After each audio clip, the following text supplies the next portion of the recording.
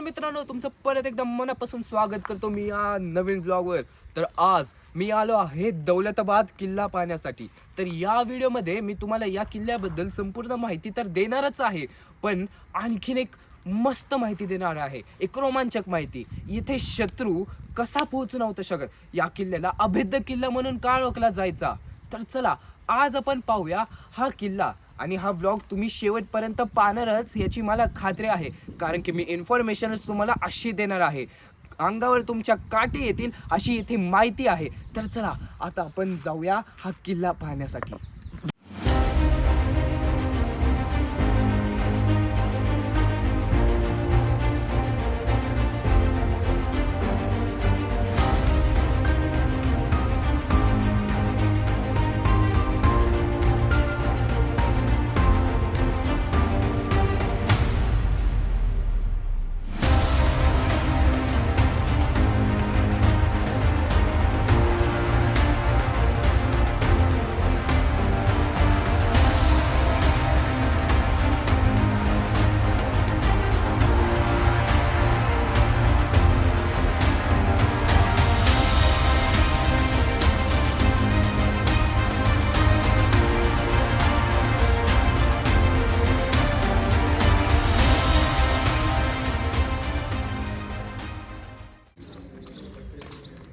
तर मित्रांनो, हा आहे दौलताबाद किल्ल्याचा पहिला दरवाजा, आणि पुढे तुम्हाला दाखवतो।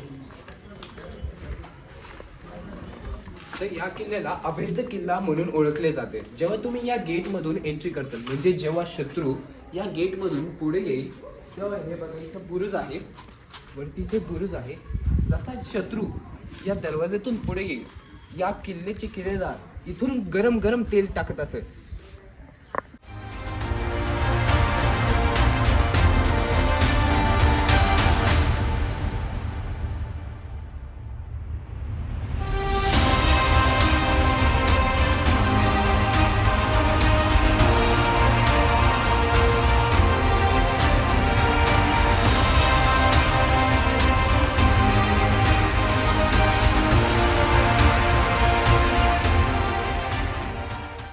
तर माझ्या मागे जे तुम्ही पाहत आहात ती आहे कचेरी इमारत, म्हणजेच इंग्लिशमध्ये बोलायचे झाले तर ॲडमिनिस्ट्रेटिव्ह बिल्डिंग। जुन्या काळात जसे या काळात आपले सरकारी कर्मचारी आपल्यासाठी काम करतात, तसे जुन्या काळात इथले कर्मचारी या किल्ल्याची देखभाल करत असत।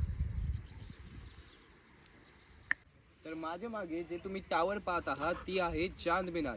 जेव्हा अलाउद्दीन खलजी 1296 मध्ये हा किल्ला यादवांकडून जिंकला, त्याच्या उत्साहामध्ये, त्याच्या आनंदामध्ये त्याने हा चांद मिनार बांधला आहे। तर दिल्लीतील जो कुतुब मिनार आहे, त्यानंतर हा चांद मिनार भारतातील दुसरा मिनार आहे।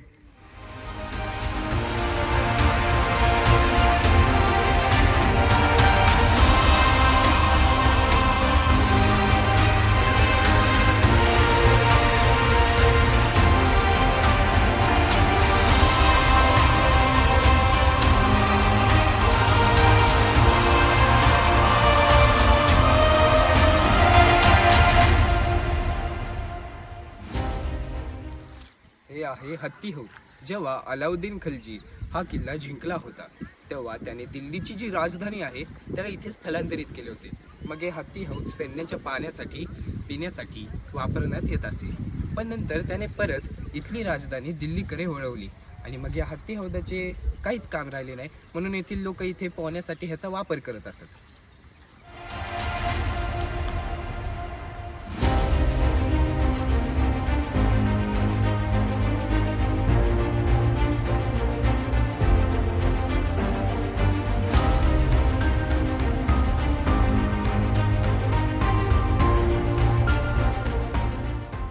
तर हे आहे भारत माता मंदिर।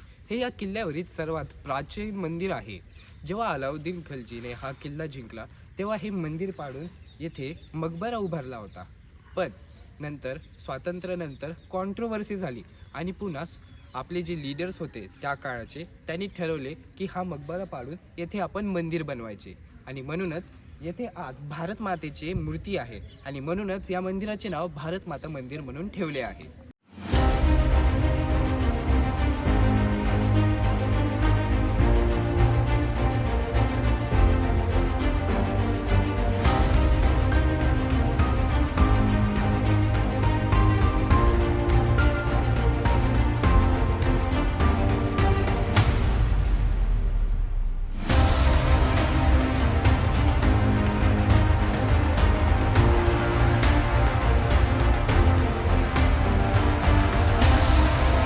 या गडावर आपल्याला विविध तोफांचे संग्रह दिसते.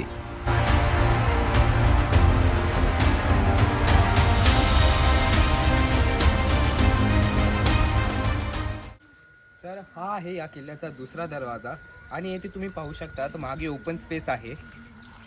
जेव्हा शत्रू या ओपन स्पेसमधून या दरवाजाकडे येत असेल तर त्या बुरुजावरून सैनिक तीराने या शत्रूंवर हमला करत असत आणि येथे चारदा सैन्य त्यांचा मारला जात असत. तर इथेच या साईडला हेमाडपंथी मंदिर आहे. तर चला आता आपण ते पाहूया.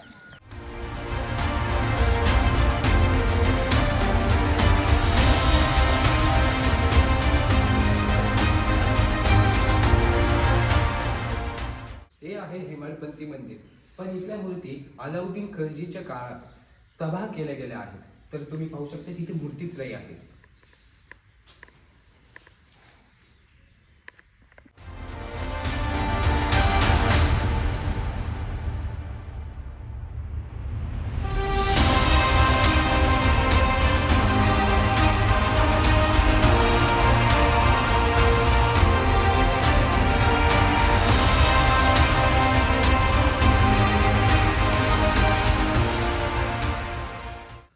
कालाकोट दरवाजातून पुढे आल्यानंतर आपल्याला दिसते हे चीनी महल.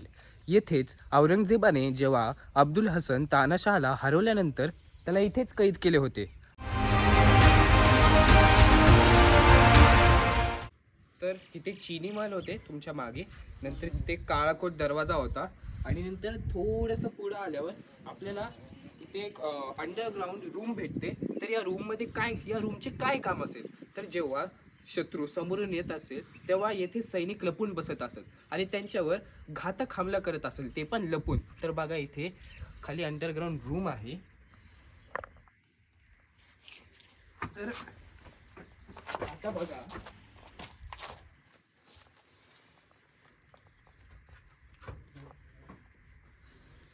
जेव्हा शत्रूचं सैन्य तिकडून त्या रस्त्यातून येत असेल तेव्हा यांना काहीच माहीत नाही की इथे सैन्य लपलेले आहे. ते सरळ त्या वाटेने वरती बालेकिल्ल्याकडे जात असत. पण त्याच वेळी जे आपल्या गडावरचे सैन्य आहे त्या शत्रूच्या सैन्याला लपून हमला करत असेल. बघा इथं दरवाजा आहे, या दरवाजातून बाहेर येऊन ते त्यांच्यावर येथे हमला करत असत आणि येथेच शत्रूचं सैन्य मारले जात असत. तर आता पुढे जाऊन बघूयात. असेच खूप साऱ्या मोठ्या भूलभुलैया आहेत. जसे महादरवाजा जो आहे, काळाकोट दरवाजा वगैरे जे आहेत, तसेच इथे फॉल्स दरवाजे पण आहेत. म्हणजे ते फॉल्स दरवाजे काय करत असत, जेव्हा शत्रू त्या फॉल्स दरवाजातून बाहेर म्हणजे पास करत असत, शत्रूचे सैन्य आहे ते डायरेक्ट किल्ल्याच्या बाहेर जात असत. तर मित्रांनो इथे हा ब्रिज आहे आणि ब्रिजच्या खाली तुम्ही पाहू शकता तिथं कॅनॉल आहे. कॅनॉल यादवांच्या काळात येथे चामड्याचा पूल असायचा आणि जेव्हा शत्रू त्या मेंढ्या तोफ आहे वरती तिथे तिकडून जेव्हा येत असत तेव्हा हा जो चामड्याचा पूल आहे तेव्हा त्याला कापायचे. म्हणजे इथं दोऱ्याने बांधलेला असायचा तो आणि तेव्हा तिथून जे आपलं बालेकिल्ल्यावरचे सैन्य आहे ते हा चामड्याचा पूल कापून टाकायचे, जेणेकरून जो शत्रू आहे जो या पुलावर होता तो या कॅनलमध्ये पडत असत. आणि कॅनलमध्ये काय असेल मित्रांनो, तर मोठमोठ्या मगरी, भुकेजलेल्या मगरी, मासे, आणि तेव्हाच त्या सैन्याचं सत्यानाश होऊन जायचा. या पाण्याकडे बघून तुम्ही पाहू शकता किती खोल पाणी असेल. एकदम स्टील पाणी आहे आणि याच पाण्यामध्ये विषारी साप सुद्धा असायचे. आणि हे जे कॅनल तुम्ही पाहत आहात ते 80 फीट खोल आहे. म्हणजे तुम्ही विचार करू शकतात मित्रांनो, जेव्हा शत्रू या कॅनलमध्ये पडेल तेव्हा त्याचा एकदम तडपूत मृत्यू होईल.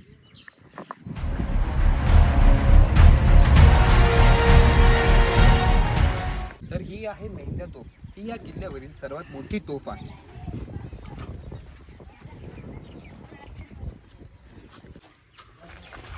तर हा आहे अंधेरी मार्ग, म्हणजे काहीतरी डार्क पॅसेज. तर बघा इथे जुन्या काळात पुढे दरवाजा असेल, आता तरी इथे लाईट दिसते, पण जुन्या काळात इथे दरवाजा असेल आणि इथे पूर्णपणे अंधार होत असेल. आणि इथे या खाचेमध्ये इथे पाहू शकतात इथे दगडात कोरलेले आहेत रूम्स थोडे छोट्या छोट्या. तरी जेव्हा शत्रू येथून पुढे येत असत तेव्हा जे इथे बालेकिल्ल्यावरील सैन्य आहे, यादवांचं जे सैन्य होतं ते येथे शत्रूला मारत असेल या अंधारात.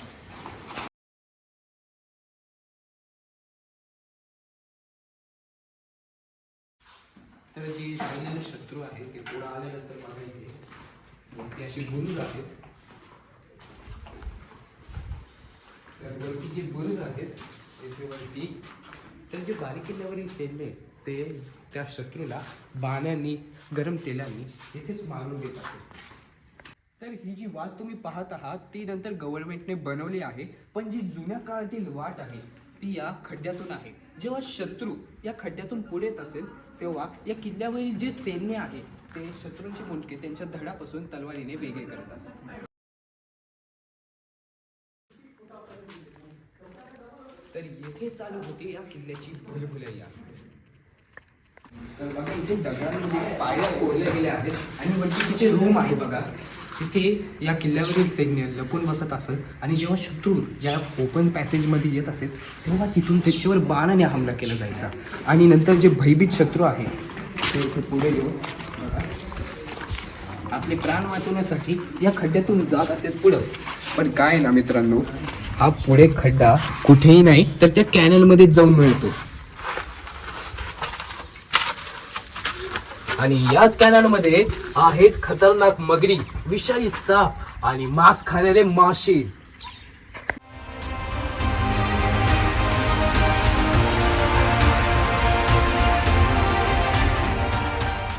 तर आता तुम्ही पाहू शकता तिथे लाईट लावल्या आहेत म्हणून काहीतरी इथे विजिबल आहे, पण जुन्या काळात इथे लाईटीच नव्हत्या. आणि जेव्हा शत्रू ह्या पायऱ्या चढून वरती येत असत तेव्हा अर्धा शत्रू इकडून येत असत आणि अर्धा शत्रू तिकडून येत असत. तर कुणालाच माहित नाही आपण कुठे जात आहोत. आणि त्याच गोंधळामध्ये जे शत्रू सैन्य आहे ते एकामेकांना शत्रू समजायचे आणि स्वतःवरच आत्मघाती हल्ला करायचे.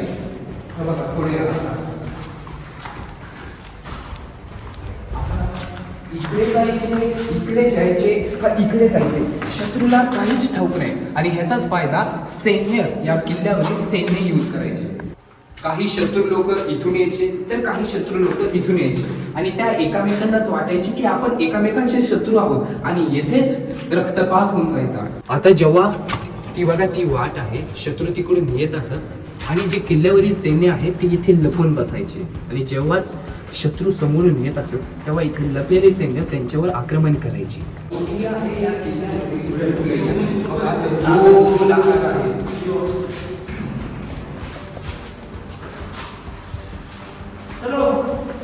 मी कुठे जात आहे हे माझी मलाच माहित नाही.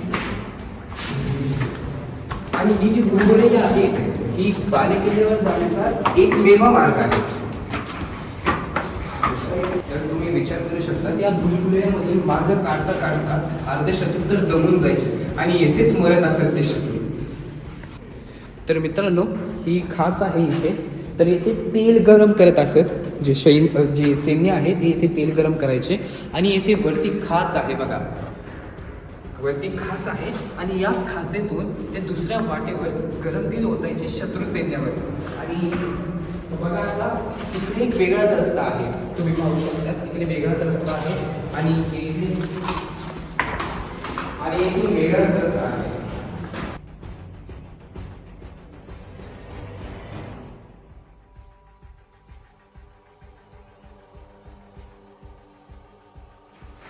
तर येथून एक वाट येते, येथून एक वाट येते, इथून एक वेगळीच वाट आहे. तर म्हणजे शत्रू सैन्य एकत्र येऊन इथेच मिळायचे आणि इथेच एकामेकांवर हमला करायचे. म्हणजे तुम्ही विचार करा लोकांनो की काय धोका असेल त्या माणसाचे ज्याने हे बांधकाम केले आहे. तर हा आहे किल्ल्यावर जाण्याचा एकमेव मार्ग.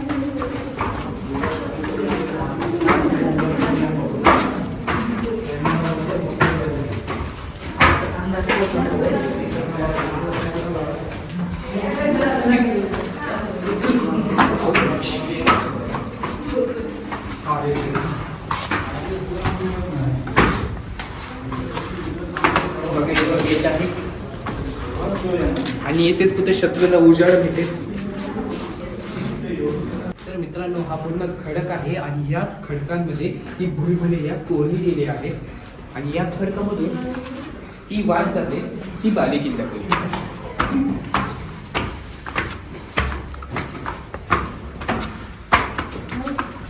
आणि अशा प्रकारे आपण पोहोचलो आहोत बालेकिल्ल्याकडे.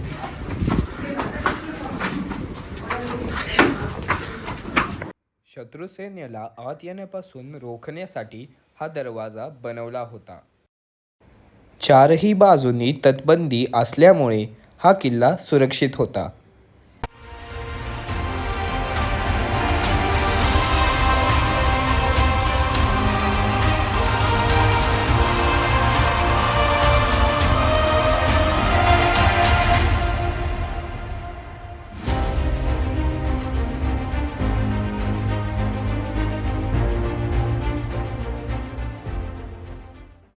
हे आहे या गडावरील गणपती मंदिर.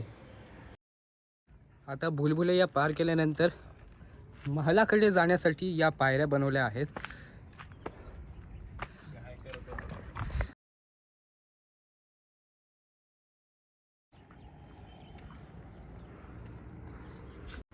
मित्रांनो, हा एवढा सुंदर आणि विहंगम गड आहे, पण येथे काही बेजबाबदार लोक प्लॅस्टिकच्या बॉटल टाकून जातात आणि अशाच या सुंदर बुरुजावर आपली नावेही लिहून जातात. तर मित्रांनो, मी तुम्हाला एक रिक्वेस्ट करतो की आपल्या गडकिल्ल्यांना जपा.